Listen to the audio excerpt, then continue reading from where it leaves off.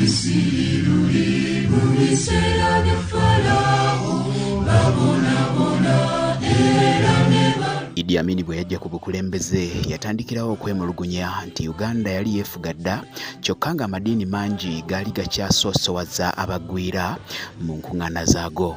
Ono yalagira abajaasi be abaali basoma amadiini agamu okugamba abaali bagakulira nti kino kye baali bakola yali takyagala.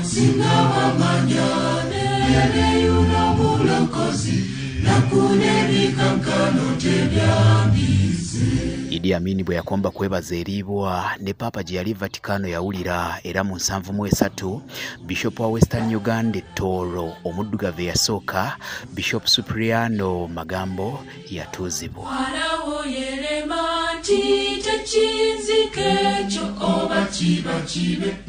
Yani katondawo kizikizo kutya endwadde n'okukaba okubwatuka n'omuzira byajja. Magambo yatuuzibwa pronosio wa Papa mu Uganda era nga Idi Amin ye yali omugenyi omukulu.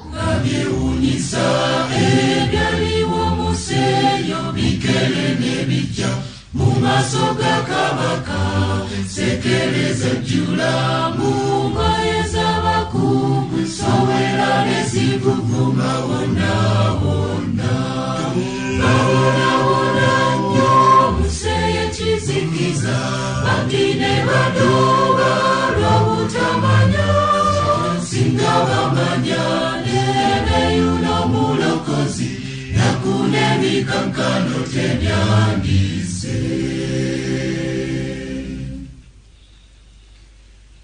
Mayutene gajja Farawo teyafaayo ennyanja yamyuka ennyanja n'ebifa yafiirwa omwana we olwo nakikakasa nti waliwo omulokozi alina amaanyi. Tubonabona nnyo mu maanyi ga Sitaani wajine tudoba lwa butamanya singa tuyiga nti waliwo omulokozi emirembe gye giyingira mu ffe. Tubonabona nnyo mu maanyi ga Sitaani wajine tudoba